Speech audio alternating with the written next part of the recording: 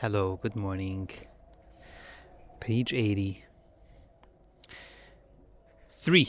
The weekly text and perceptual tools. For each week of the presence process, we allotted required reading. The wording of the text for each week's reading, as well as everything we have read up to this point, is deliberate.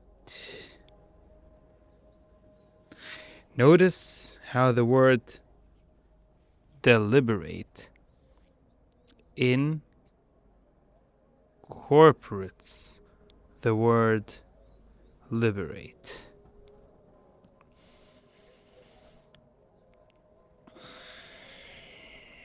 The presence process isn't only written in paragraphs, pages, and chapters, but also in individual sentences.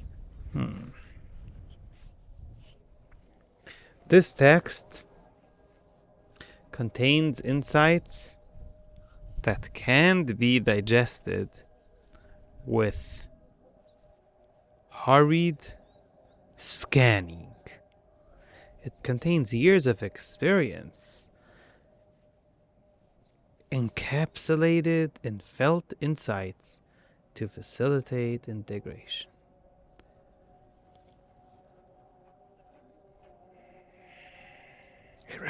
It's recommended we not leave our required reading until the last moment of each weekly session. These weekly readings facilitate present moment awareness. Each allotted, I don't know what it means even, section of text contains perceptual tools for use during the specific week. This text is designed to add gentleness to our emotional processing by enabling us to become more conscious of what's unfolding during each step of the journey. Reviewing the text at regular intervals is beneficial because the insights gained deepen as our personal level of present moment awareness increases.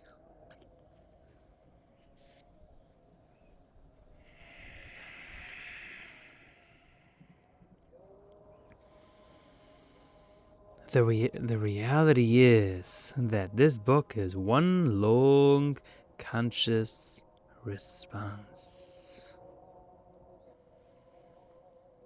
The perceptual tools shared in this text realign our behavior from reactive, they realign them from that, to responsive, and simultaneously replace our unproductive beliefs with information that serves us well. It will replace the unproductive beliefs with information that serves us well. Like any new venture, to gain proficiency,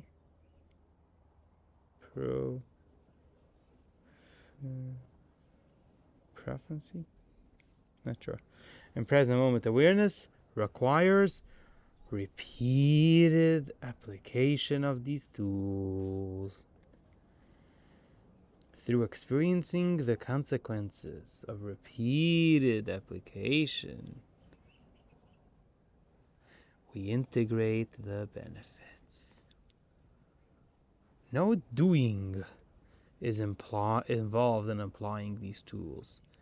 They are an internal response that empowers responsible mental processing.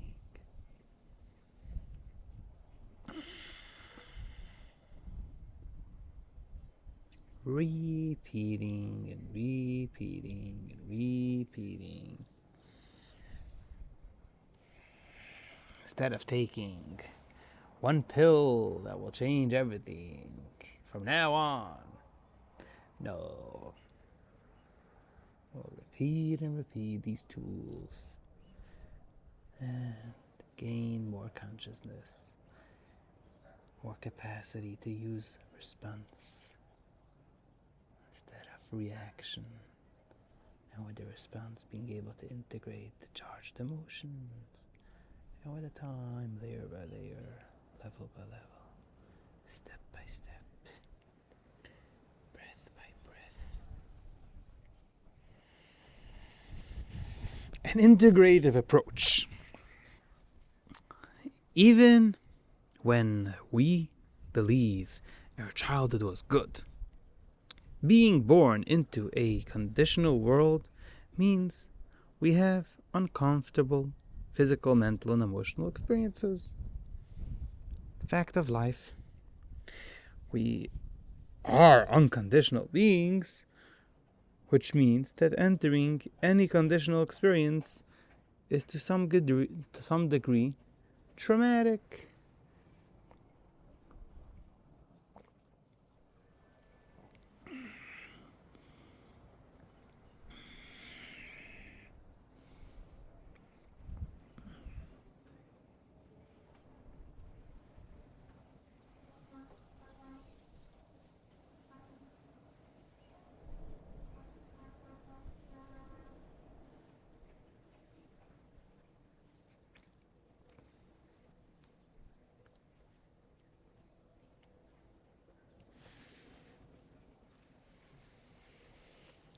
When the moment arrives in our evolution that we are ready to step into full responsibility for the quality of our experience, it's into the emotional body that we journey.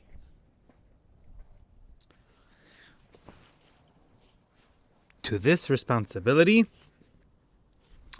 an integrative approach is recommended.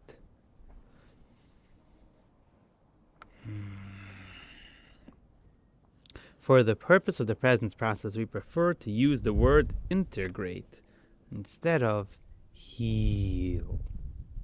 This is because these two words have a different intent. Healing makes an assumption that something is wrong and in need of fixing. Healing often attempts to get rid of whatever is of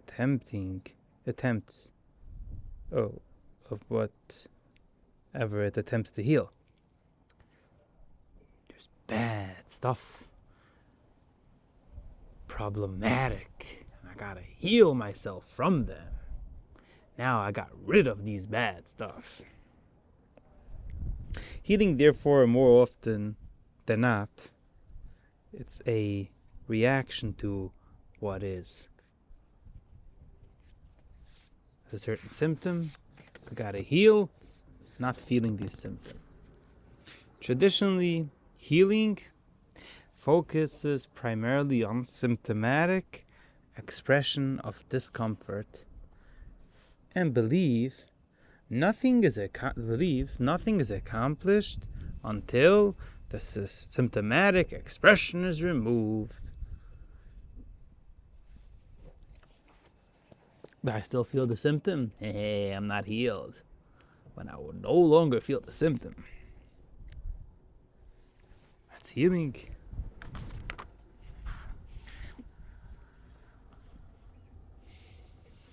Healers, therefore, are individuals who, looking outward and seeking a broken world in need of fixing.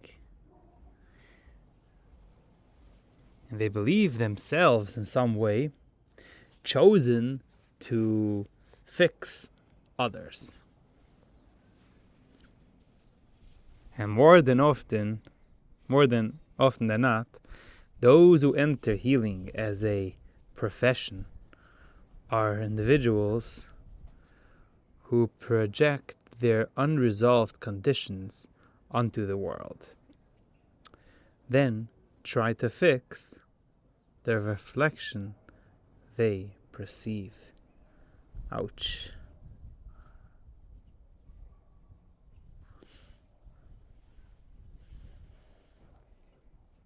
Like in therapy, like the therapists know, like don't put your things on the client. When it happens as human beings, they usually apologize and that, like, oh, this was just my own thing.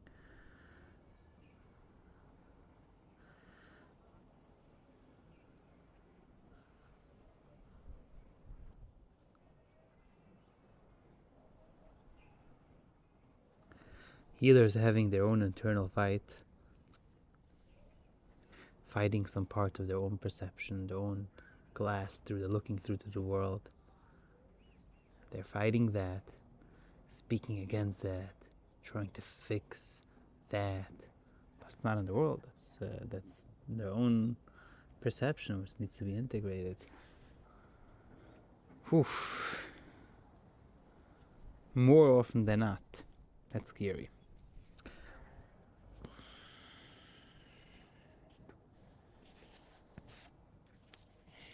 So therefore he doesn't like the word healing, because he's not focusing on healing broken stuff.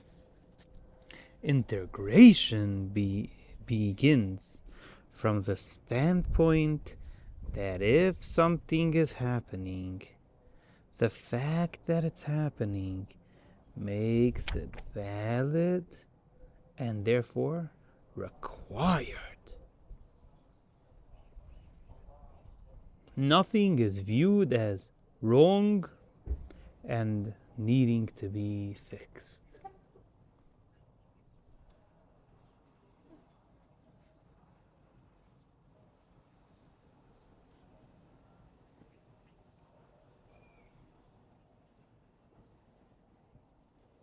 Oof, I'm feeling social anxiety. It's valid and required. Gotta sit with it.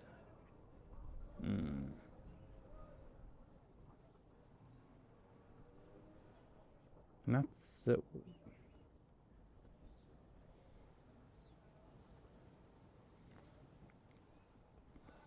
Not sitting with it in a way of like, let me just sit with it to get over it. Let me just feel it very fast. So I did my duty of feeling. Nah. Sit with it. Allow it.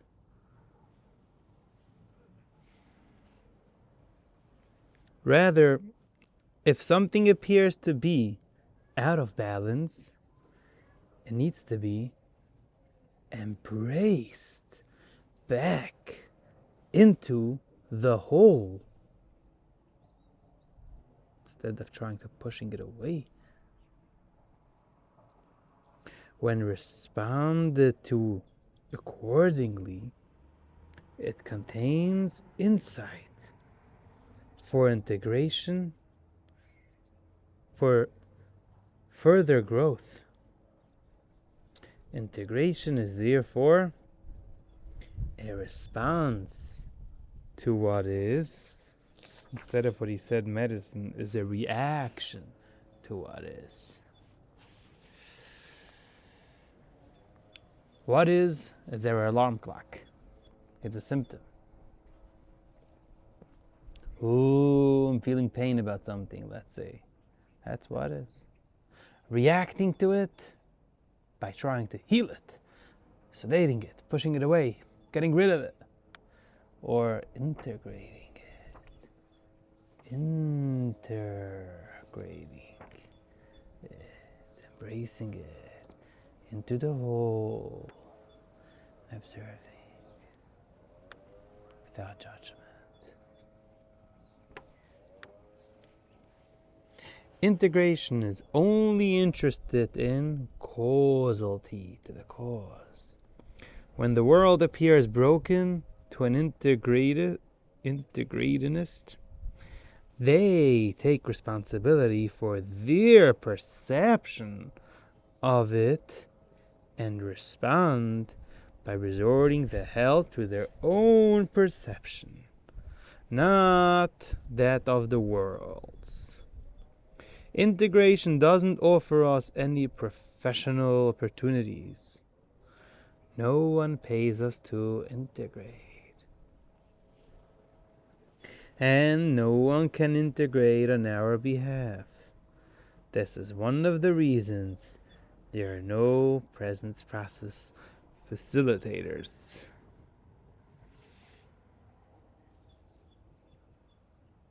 Integration is the art of self-facilitation. Only one who can facilitate me there in that place is me, my own observer. No one else could do the job for me. Not even sitting and saying videos on YouTube doesn't do the job for me.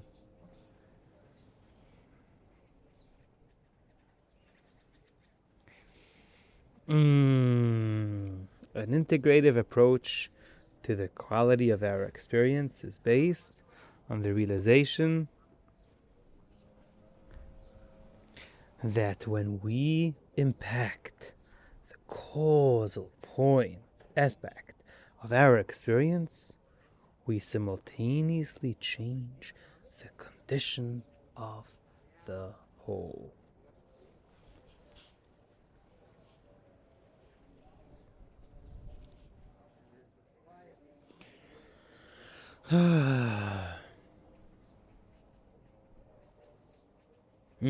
I see my partner is too mad now. Let me tell her to calm down. Yeah, that doesn't sound like integration. I'm feeling she is too overwhelmed in emotion. I feel overwhelmed in this situation. Let me feel my feeling. Embrace it instead of trying to push it away.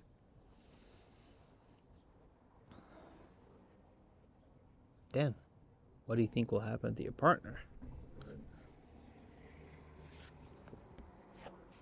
Was it really by your partner? Or was it in your own perception?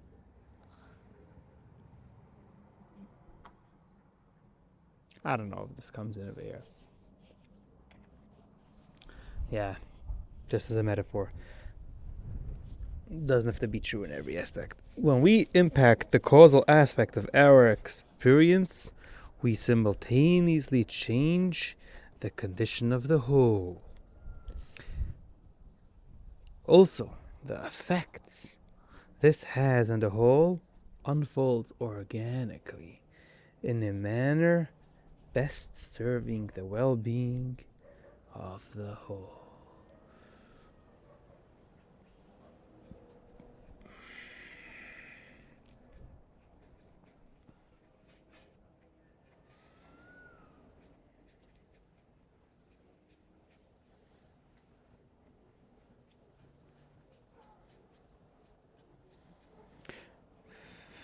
Throughout the presence process, the individual parts of our experience that we work with to activate changes in the quality of our experience as a whole are our physical body. Again, throughout the presence process, the individual parts of our experience that we work with to activate changes in the quality of our experience as a whole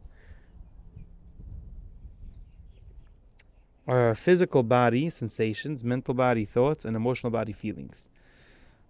Even though this process is designed to work with all three aspects, every impact is causal in that it zeroes in on the unintegrated charge in the emotional body. Not sure what the sentence means, this paragraph.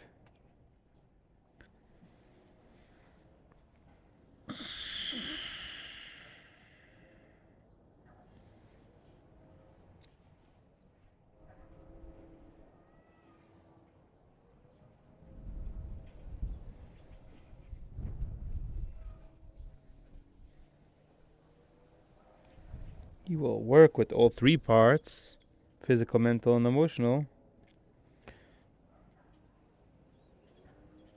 but all of them is dealing with the causal point. to integrate the emotional body. When we are dissatisfied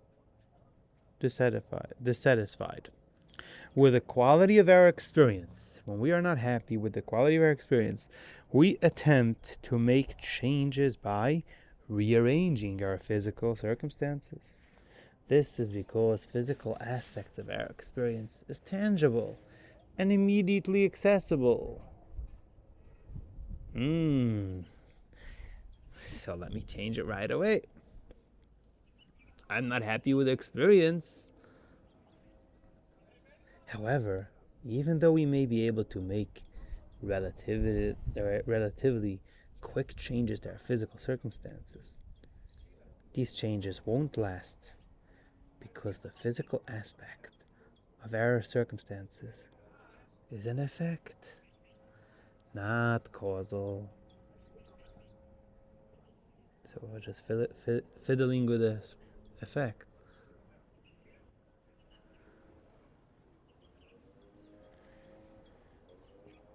Complicating our attempts to alter the quality of our experience by rearranging our physical circumstances is the fact that change is constantly occurring in our physical experience, which means that whether we physically force to change inevitably changes yet again in time.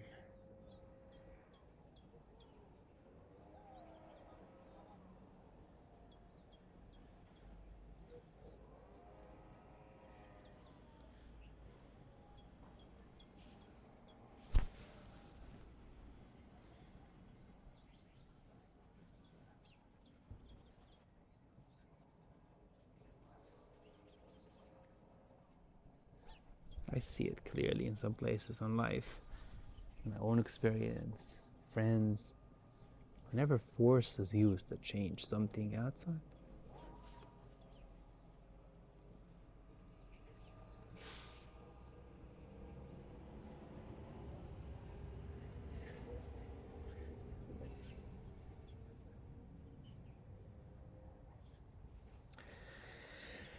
also, when we use force to change something quickly, it's necessary to continuously invest large amounts of energy to maintain the changed condition, which is an impossible task. For this reason, making and maintaining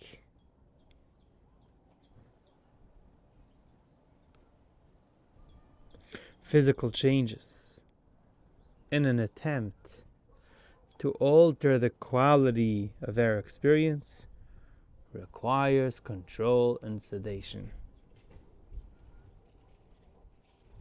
This is so powerful. I want to say it again. This is so powerful. So true. Any aspect of our life. We're not happy with the physical circumstance, and we try to change the physical. It's not a one time. It'll be an ongoing job. Continuing all the time to use energy, power, trying to alter the situation, using control and sedation. At some point, I lose my energy.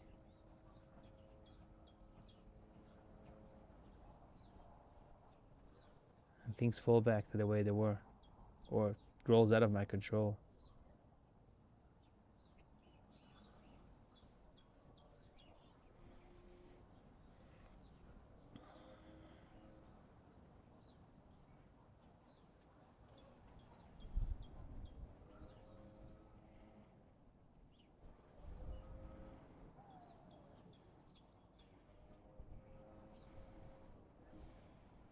We run to make physical changes because it's tangible, reachable. It sounds like, ooh, I got this right away. But that's only the effect.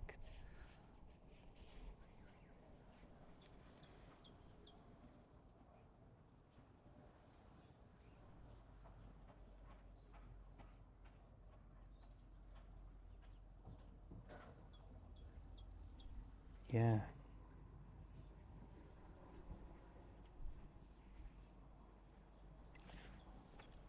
We also may attempt to change the quality of our experience mentally by changing our thinking about something.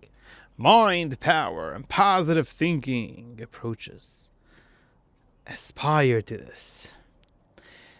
Changing our thinking about something may in fact lead to an adjustment in the quality of our experience, as long as we don't again change our thinking.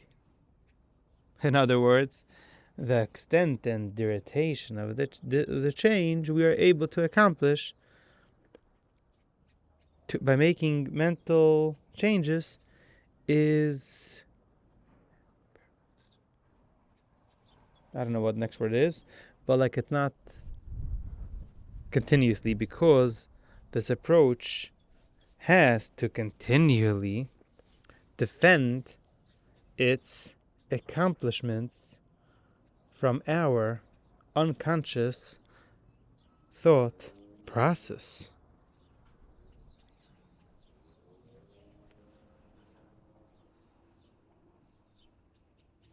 We know what our unconscious thought processes are up to by observing those circumstances we manifest in our experience that are contrary to the intent of our positive thinking.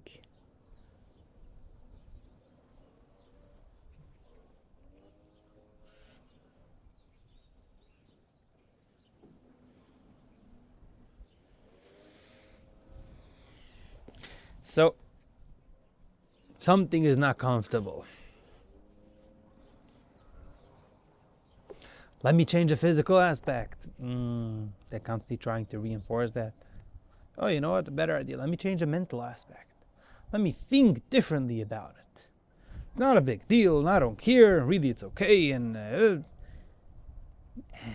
have to defend this thought process all the time. And what happens in my unconscious is observing things differently, feels differently. We don't go there. I have to fight. Also, just because we consciously change our thinking about something doesn't mean we feel differently about it. I think that it's not a big deal that we all got trauma in our life. Okay, I think so. I believe so. And what do I feel? Free and easy to allow myself to experience and express and live? Or uncomfortable?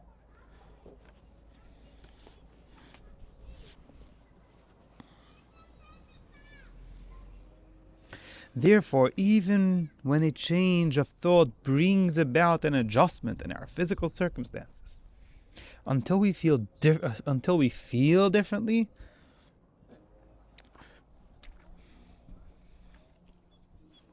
no amount of mind control allows us to arrive at an authentic sense of felt transformation. Unless our unconscious emotional states are impacted, the unconscious thought process they breed continue to disturb our intentions. Again, unless our unconscious emotional states are impacted, unless that place, the causal points are impacted, the unconscious thought process they breed continue to disturb our intentions.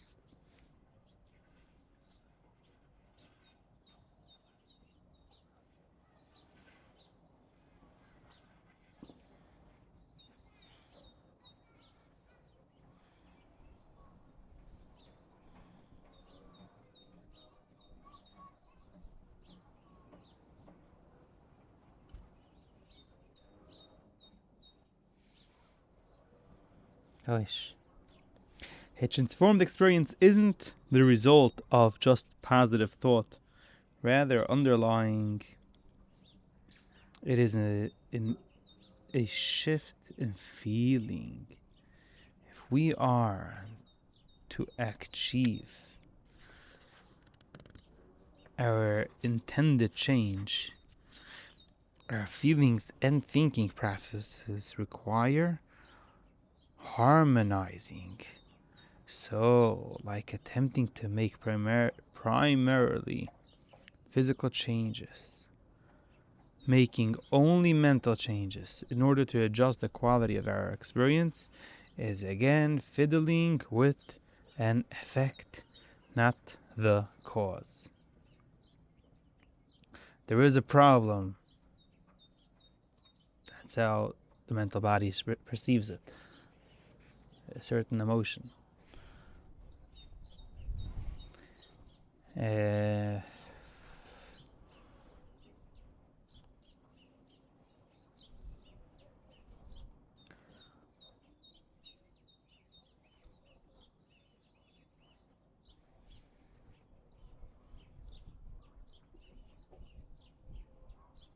Instead of realizing that it's something deep inside our own self, an unintegrated feeling, trauma, whatever, energy, vibration, we're projecting it in the physical world sometimes and trying to fix it there. Projecting in the mental mind. Why am I thinking this way? Let me think differently. Trying to fix it there. But boy, here's not where the thing is.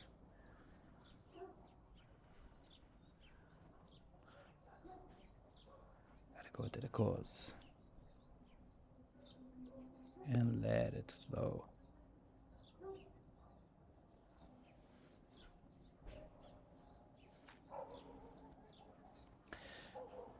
It is believed by some, at least by me, I used to believe that way in the past, that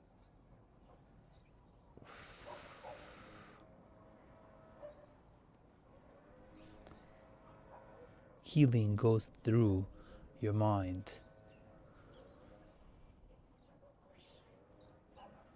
Like I'll understand how I felt, and then I'll understand differently about it. Then I'll choose a different way of thinking. Really? Healing is something that happens unconsciously. It happens anyway. We just have to get out of the way. We don't know always what the charged emotion exactly is or understanding it. Who said it's meant to be understood in the mental mind? The trauma point didn't happen in the mental mind. Mental mind never understood it. It happened on an emotional level or deeper than that. Just allowing this emotion to go through the body and do its thing. Not even understanding what's happening. Just not getting in the way. Not using judgment, trying to stop the feeling. The body knows what it's doing. Same as our mental mind is not aware of every cell which is being generated or anything. You just have to go on the way. Emotions need to go through our body. We just don't have to stop it.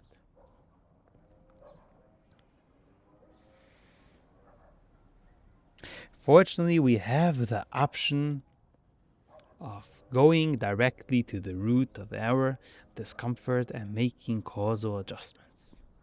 We accomplish this by initiating change in the condition of our emotional body. This is as challenging as it is effective and rewarding. Once achieved, the impact is lasting.